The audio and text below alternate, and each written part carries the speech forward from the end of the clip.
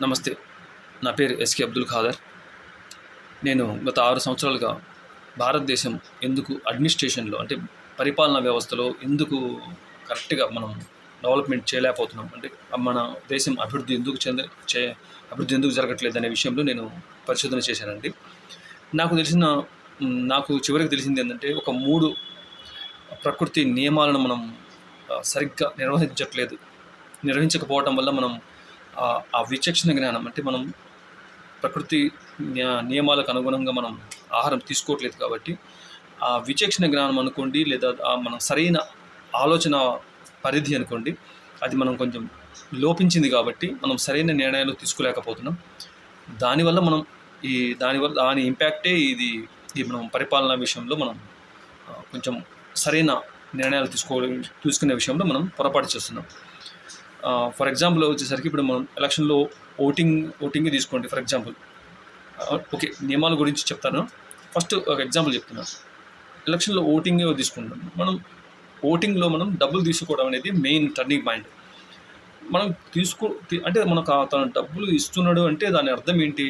అతను ఒక పెట్టుబడి పెడుతున్నాడు అని అర్థం. అంటే కొన్ని కోట్లు పెట్టుబడి పెడుతున్నాడు అని. మరి కొన్ని కోట్లు పెట్టుబడి పెట్టే మనస్తత్వం గల వ్యక్తిని మనం ఎన్నుకుంటున్నాం. అంటే ఏంటి, ఇక్కడ బ్లండర్ మిస్టేక్ అక్కడే జరిగిపోతుంది. ఇంకా దాని తర్వాత మనం 5 సంవత్సరాలు అతను సరిగ్గా చేయట్లేదు, అతను అక్కడ అవినీతి జరుగుతుంది, ఇట్లా మనం అంటే ఆ వ్యక్తి ఎక్కే ఇంటెన్షన్ ఏదైతే ఇంటెన్షన్కి మనం సపోర్ట్ చేసి, అంటే అతని పెట్టుబడికి మనం సపోర్ట్ చేసి తీసుకొని ఆ తర్వాత 5 సంవత్సరాలు అతని నుంచి ఒక సరిగ్గా పరిపాలన చేయని వ్యక్తి చేయట్లేదని మనం మీడియా పరంగా కానీ లేదా పబ్లిక్ పరంగా కానీ మనం మనం అతన్ని నిలదీయడంలో ఏంటి ఉద్దేశం? సో మనం రైట్ డెసిషన్నే తీసుకోవాలి. ఫస్ట్ స్టార్టింగ్ రాంగ్ డెసిషన్ తీసుకోండి. సో తద్వారా దానికి సంబంధించిన రిజల్టే మనం ఫేస్ చేస్తున్నాం. సో రైట్ డెసిషన్ మనం స్టార్టింగ్లో తీసుకోవాలి.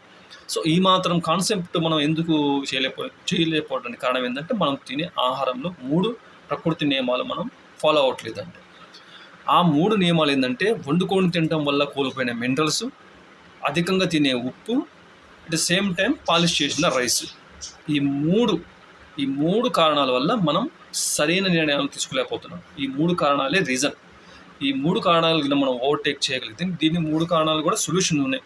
ఈ 3 కారణాలని ఎలా ఓవర్టేక్ చేయొచ్చు, తద్వారా మనం విచక్షణ జ్ఞానాన్ని ఎలా పొందొచ్చు అనేది కూడా నేను మీకు నెక్స్ట్ వీడియోలో ఎక్స్ప్లెయిన్ చేస్తాను.